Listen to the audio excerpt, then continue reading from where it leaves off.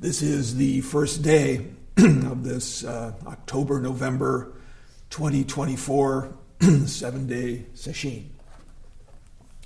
I'm going to be reading from a book entitled Faith and Mind, a commentary on Sung San's classic.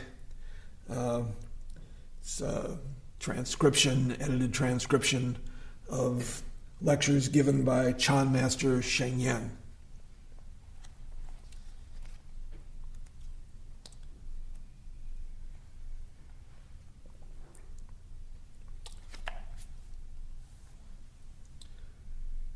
So this poem, this Zen poem, titled "Faith and Mind," here, this is what we chant in the morning, our version of it.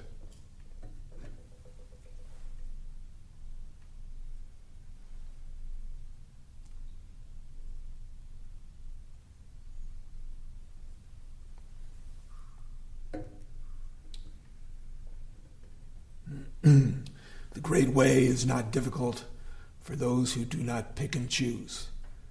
When preferences are cast aside, the way stands clear and undisguised. This is maybe the most well-known poem in all of Zen literature. And it was written by this guy, Sung San, who is supposed to be the fourth patriarch, the fourth ancestor in the Chan or Zen lineage. Going back to the first patriarch, of course, who was Bodhidharma.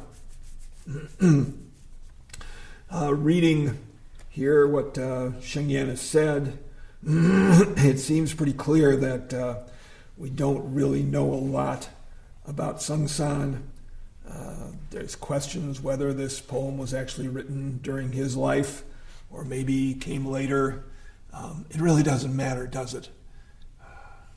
Teaching is so direct and intimate.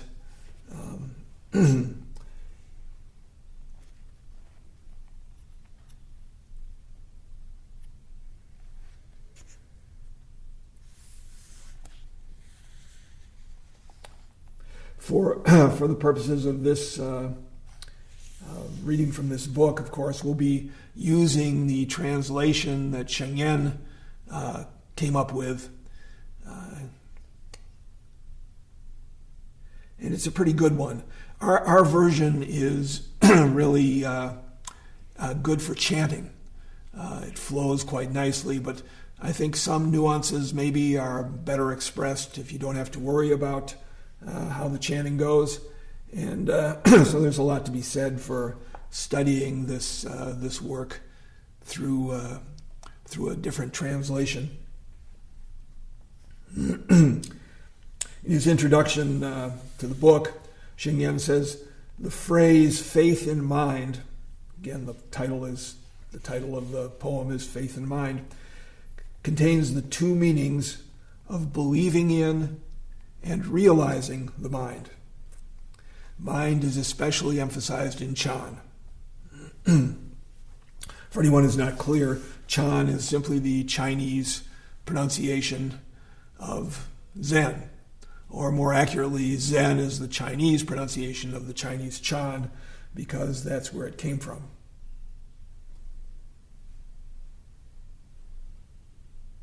Mind is especially emphasized in Chan.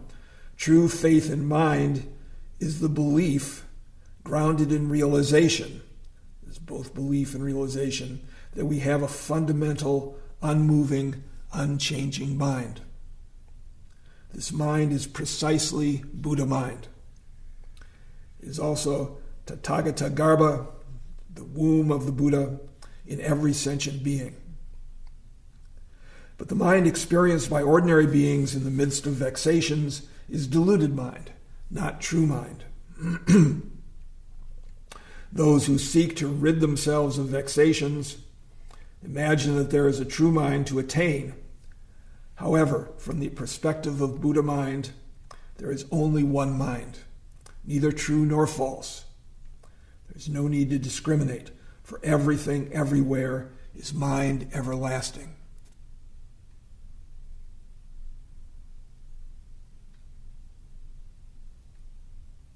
When we fully realize Buddha mind, the believing mind and the mind that is believed in merge into one. Since they are the same, the need for mere belief in this mind disappears.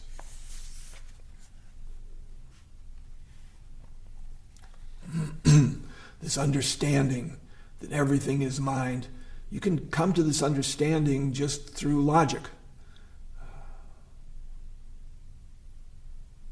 We know from science, the whole world appears to us through the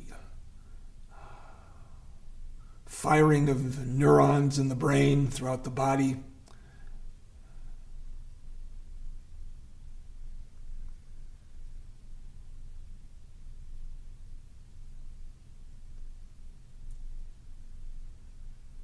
What is it? What is it to be aware, to be conscious?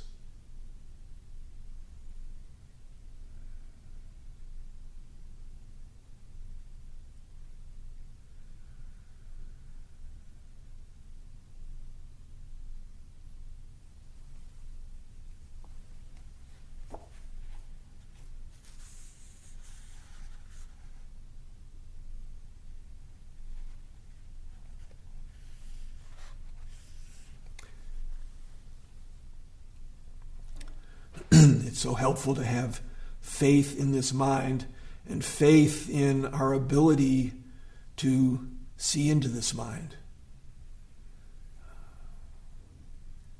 Of course, that's a faith that comes with experience.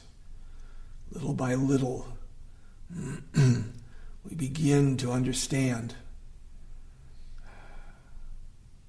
how vast this mind is, how interconnected everything is.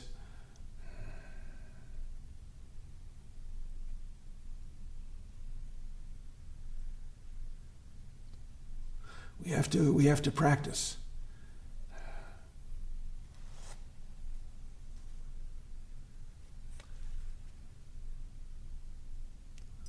Of course, when we've seen directly, to whatever degree, that faith increases. And Shengyan says the paradox is that one must be enlightened to have true faith in this mind. The author is speaking from a deeply enlightened perspective to the practitioner who seeks to discover true mind. Songsan shows us how to transform our ordinary discriminating mind into the Buddha mind which does not discriminate, how to get from existence to emptiness, from defilement to purity. He tells us how we should practice and what kind of mental attitude to avoid during practice. Then he summarizes it here. We should not give in to our likes and dislikes, neither trying to negate our vexations nor seeking enlightenment.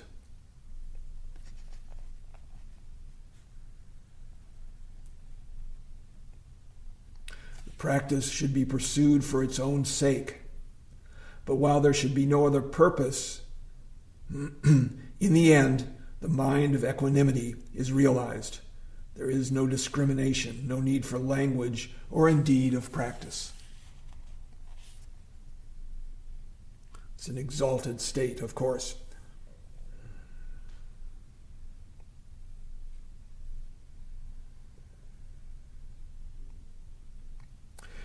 He goes on, the poem contains phrases that will later on assume importance in the Cao Tong or Soto sect of Chan. For instance, one thought for 10,000 years, which expresses the idea of one thought not moving yet illuminating. This idea became the hallmark of silent illumination Chan, or in Japan, Shikantaza. Not moving yet illuminating. In Chinese, silent illumination. Actually, he says that here. Says this tendency is also repeated in the only other written record of Songsan's teachings, which was found on a stone tablet commemorating him. The essence of the inscription is, simultaneously practice stillness and illumination. Carefully observe but see no dharmas, see no body, see no mind. That is, see no phenomenon or body or mind. For the mind is nameless, the body is empty, and the dharmas are a dream. There is nothing to be attained, no enlightenment to be experienced. This is called liberation.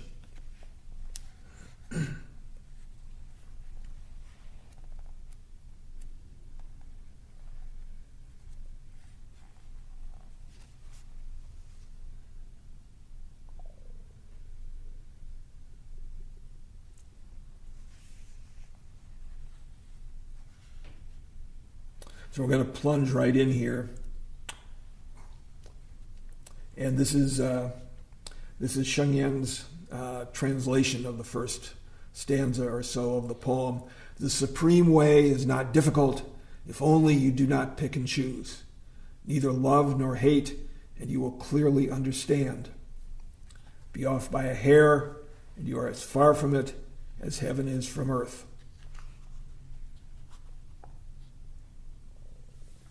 In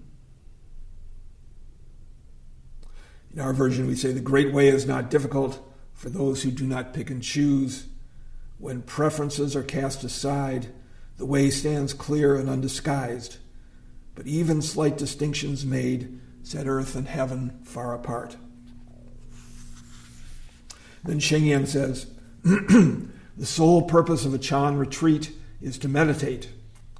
You should keep your attention entirely on practice without trying to attain any results. I think we've all heard this so many times.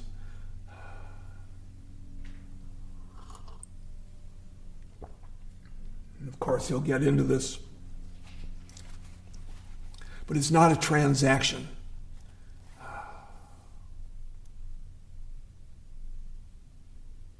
It's not something that we can do and direct.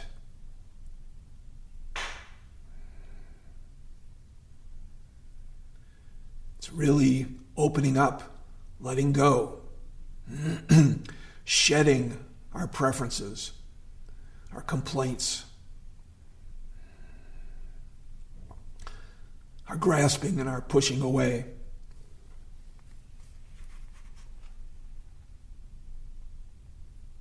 He says, since many of you have traveled far or have worked hard to set aside the time, you have a great deal invested in this retreat. It is natural that you want to attain something. But once you enter the retreat, you must put aside any specific hopes. Practicing with a goal in mind is like trying to catch a feather with a fan. The more you go after it, the more it eludes you. But if you sneak up on it slowly, you can grab it. The aim of practice is to develop patience and forbearance, to train your mind to be calm and stable. Any attachment or seeking will prevent your mind from settling down. This really is what practice does.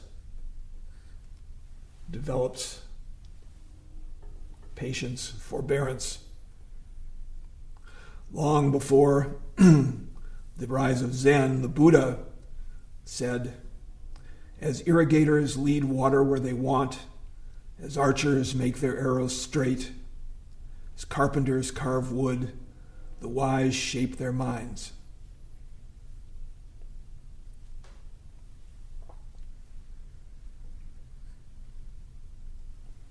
In one sense, we can say, yes, that's how it is. But really, as we abandon ourselves to the Dharma, as we give ourselves to our method, to our practice, these things happen outside of our control, often outside of our awareness. People sometimes come into Doksan in a really unified state, and they don't really even know it. How wonderful. If they do know it, it's a little bit of a problem, isn't it?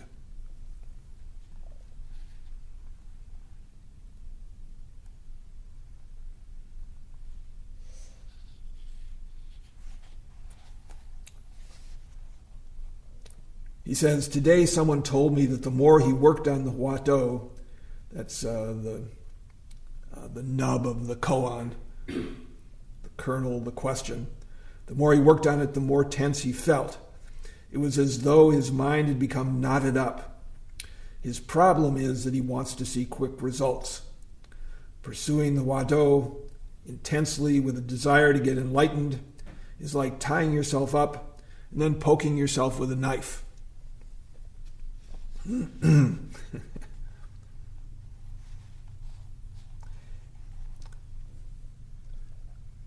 Eventually it dawns on us that we are grasping and that that's totally counterproductive. It's like driving with the brakes on.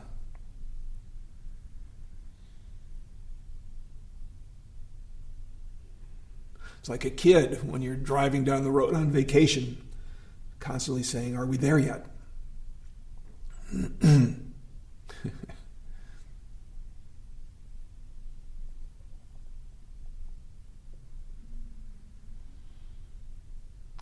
We only make problems for ourselves. Of course, this is natural. I mean, this is everybody. This isn't just us bad practitioners. Everybody wants to get something. But practice leads us beyond that, if we're willing, if we can drop our agenda. We have to work so hard. We have to give ourselves up so completely. If we didn't think that it was going to work out well, we probably wouldn't do it. But it's paradoxical. We need to abandon our agenda.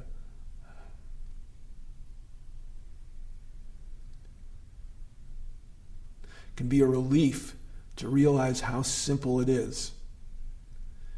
Don't have to beat yourself up, just have to notice. Notice when you're getting in the mix and you're trying to control things.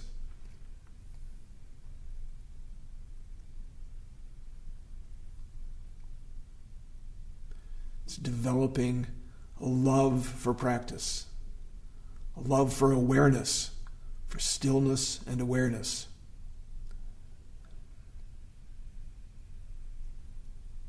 It's like turning towards the sun.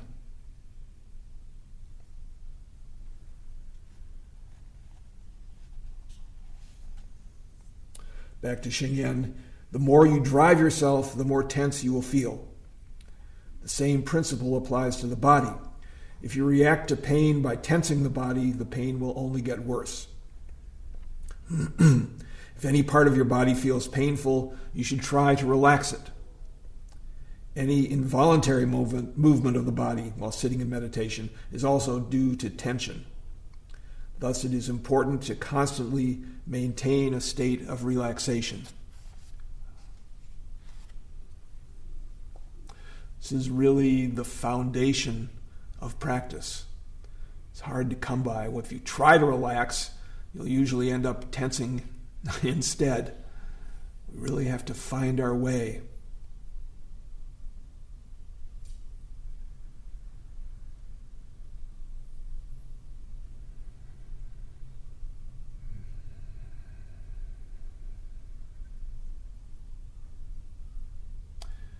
Helps to have an awareness of the body, to know when something is tensing up, be able to open up into it, especially with pain.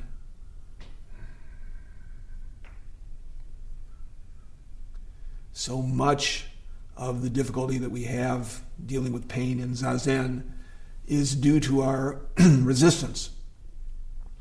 I've said this before, but I had a terrible time early in my practice. I felt I had to sit in the lotus position, half lotus, and my legs disagreed.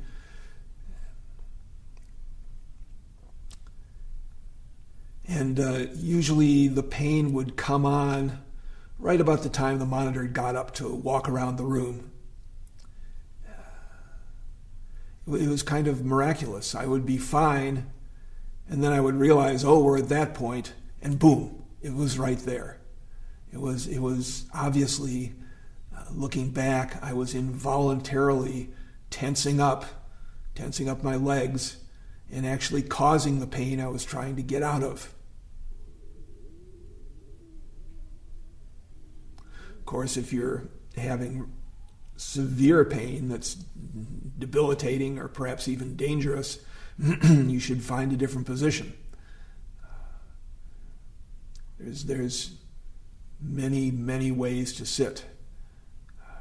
It is nice to have the limbs all pulled together, be so stable and centered. But sometimes we have to make peace with sitting in a looser posture, sitting perhaps even in a chair. There are people who, because of back problems, have to learn to do Zazen lying on their back. And they can. They can. Roshi Kapleau told me once, "John, you can do Zazen standing on your head."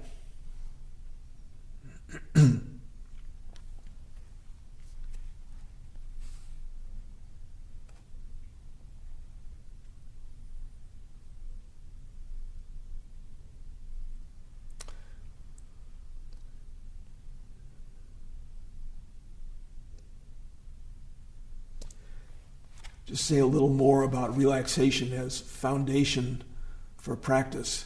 This is something that a disciple of and successor of Sheng Yan's Guo Gu stresses a lot. We need to have a foundation for our practice that's stable and calm, abiding.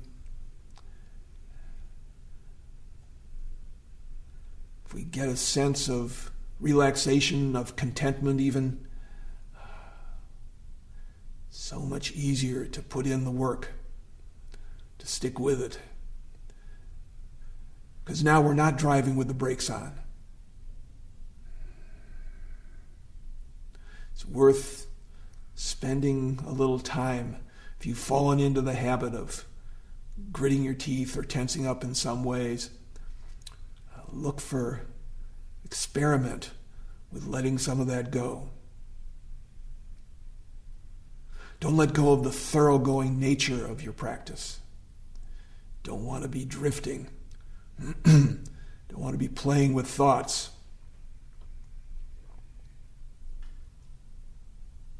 But you can be stable, comfortable,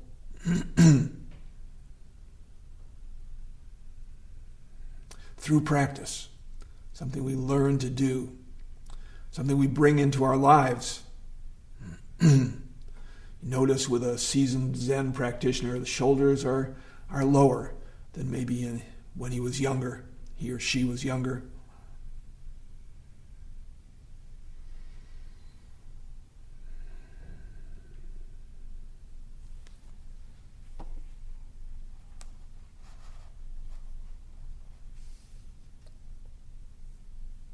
So again, back to Sheng Yan. He said, it is important to constantly maintain a state of relaxation. Related to this are the problems that may develop from fixing your attention on a particular part of the body. For instance, some people try to make their breath flow smoothly, but in trying to control the breath, it becomes abnormal.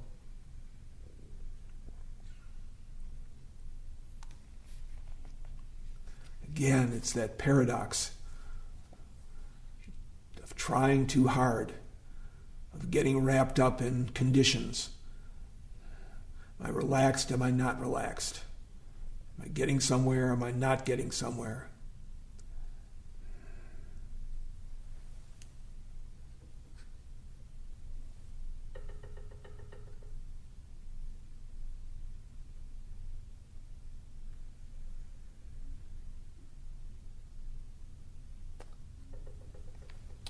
There's a guy named Dan Lawrence, talks about breathing. Says it is rare to meet a man or woman who retains the capacity from infancy to breathe with their whole body in fluid movement and deep relaxation. Practice it for a few moments. See what it feels like. Breath is quickened or held in fear, and this becomes our collective and so familiarly reinforced cultural breath. It is why I always veer away from advising people to breathe using a new technique, for advice often carries an implicit demand that invites resistance and more fear. It is enough to know that you're not just breathing and uncomfortably relax into that for a while. Don't try to fix it. Just feel it, just know it. We all retain the ability to breathe easily when we're in deep sleep. Of course, babies have this amazing, deep relaxation when they're not crying. Or dogs and cats. Watching a dog or a cat lying on its side, its belly rising and falling.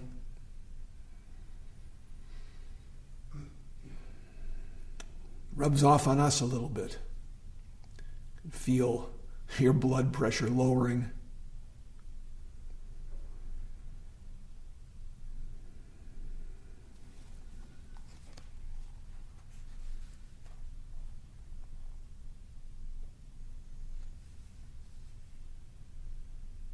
So again, in trying to control the breath, it becomes abnormal. Don't pay attention to any phenomenon that occurs to the body. If you're concerned with it, problems will arise. It's the same with the mind. You will be unable to practice unless you disregard everything that happens to you mentally. If you feel distressed and pained in any way, just ignore it. Let it go and return wholeheartedly to the method. Place your mind directly on the method itself. Concern yourself with nothing else.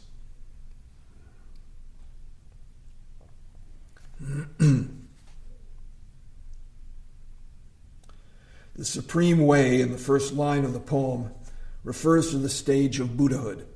The wisdom of the Buddha is not difficult to perceive. It can be attained in the instant between two thoughts. The reason for this is that it has never been separate from us. It is always present. In fact, we all desire to realize this supreme way. If so, why are we unable to attain it? The second line explains what prevents us. It is because we are always trying to escape our vexations. Precisely because we want to acquire the Buddha's insight and merits, we are unable to perceive Buddha nature.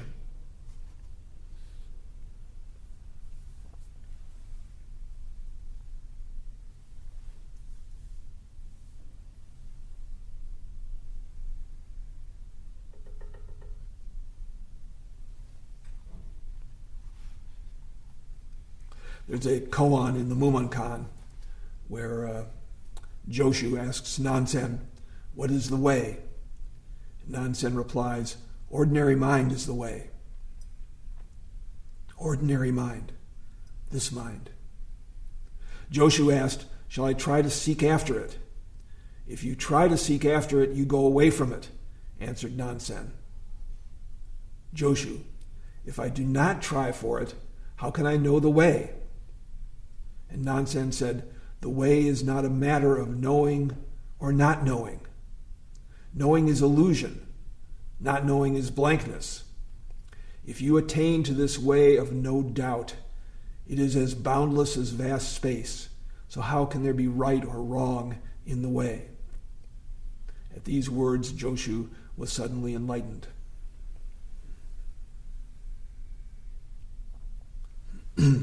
Throughout his career, Joshu would often quote the verses on the faith mind.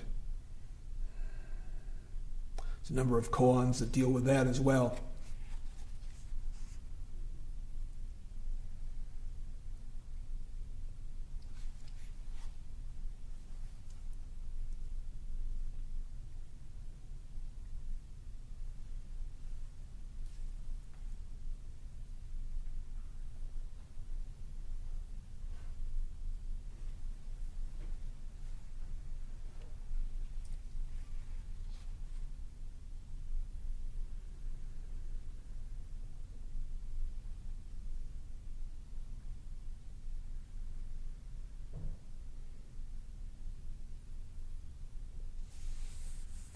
He moves on to the next two lines and says, to paraphrase them, as soon as you discard your likes and dislikes, the way will immediately appear before you.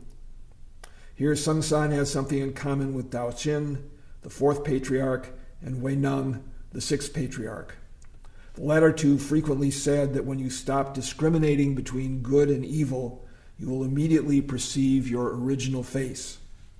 In Chan, original face, of course, refers to one's innate Buddha nature. Or in other words, you will understand the supreme way.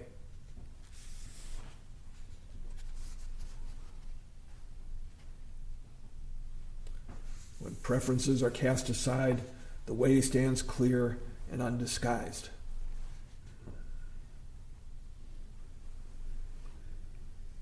It's hard to throw aside your preferences. It's the reason that we have a practice.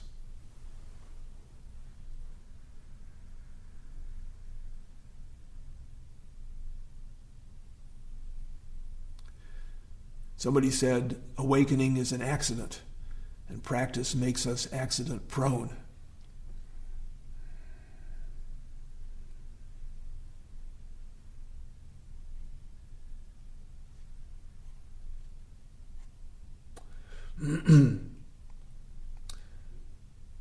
Xingyan goes on, when sitting, some of you are distracted with pain or are trying to fight off drowsiness. At night, maybe you are angry at someone who is keeping you awake with his snoring. But instead of letting it annoy you, just observe the snoring. Soon the snores may become hypnotic and repetitive, actually pleasant sounding. If you start counting the snores before you know it, you will be asleep. So many of our difficulties we cause ourselves. Someone else in the same circumstances wouldn't have a problem at all. But we've got our ideas about who's annoying and what they shouldn't be doing, and exasperation rises up within us, and we can't sleep. At least we can begin to see that we're part of the equation, and in many ways we're the whole equation.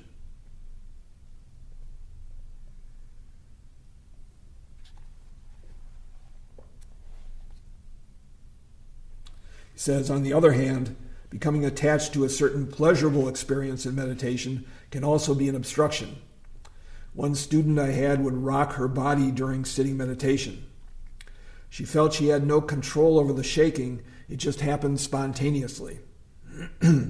Actually, this was not caused by any physical tension, but by a subconscious motive. The rocking was comfortable to her. You cannot practice effectively if you give in to such things.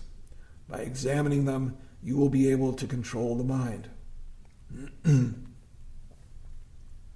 Sometimes see people also rocking during chanting, which we definitely don't want to do.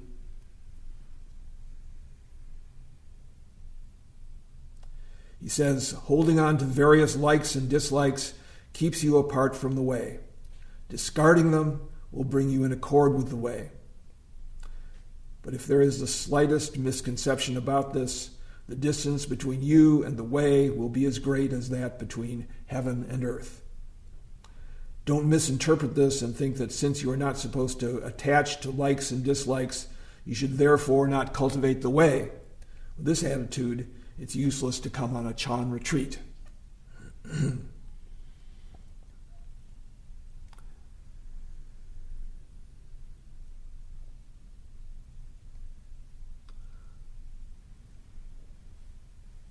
When you first set out to practice, you will definitely have a goal in mind.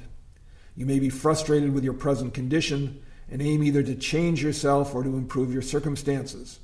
Certainly there is something you hope to achieve by practicing. You cannot just practice aimlessly. So practice itself implies some intention or desire.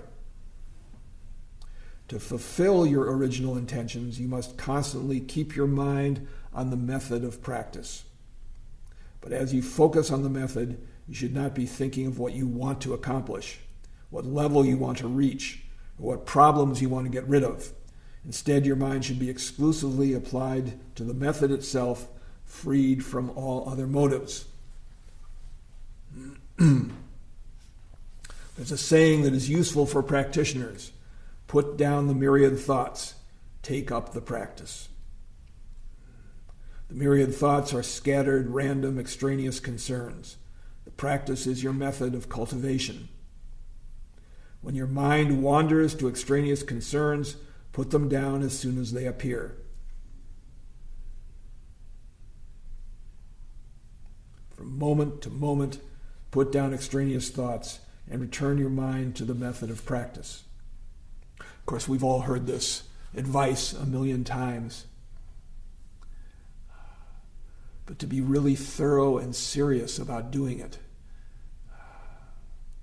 patient,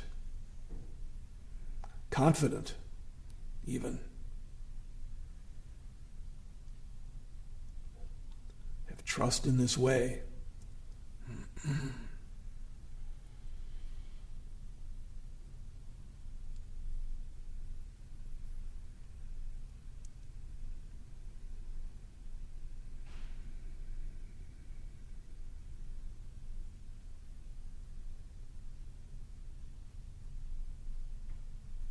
When we trust, the mind is able to fall silent,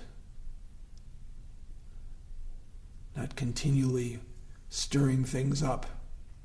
Don't know what we'll find, but we're willing to sit.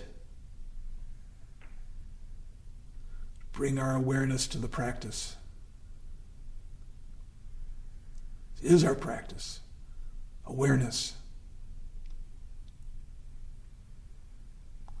When your interest in the practice becomes greater than your interest in the results, things begin to happen.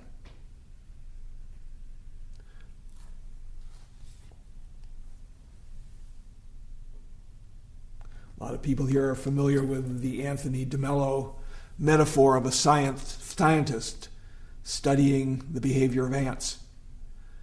How that contrasts with a dog trainer trying to get a dog to do a certain behavior. That attitude of just wanting to see, wanting to know, produces amazing results.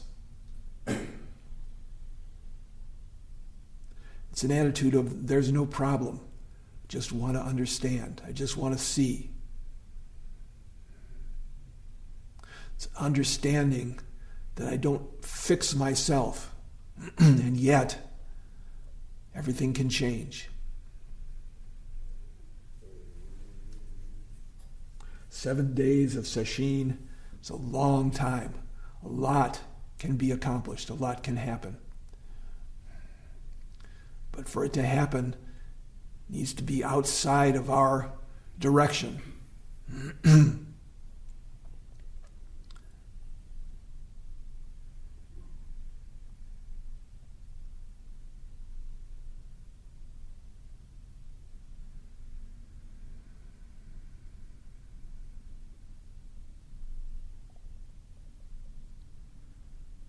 Just looking, moment by moment.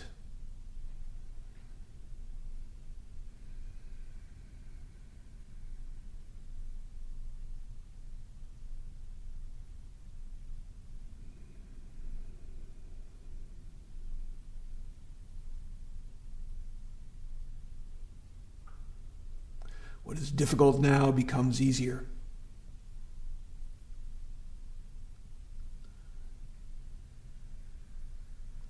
Silence we ran from, we now go into willingly, wholeheartedly.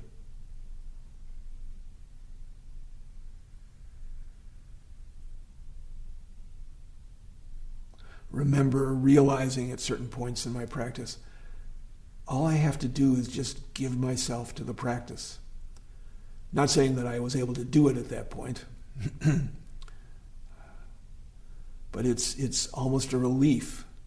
We're not responsible for the results. There's no control. We don't know what will happen. We don't know what our karma is, all our past tendencies and patterns. But we do know that by letting go of our preferences, letting go of our random thoughts, our grievances, all the chatter, that things will settle. And we'll see more than we've ever seen.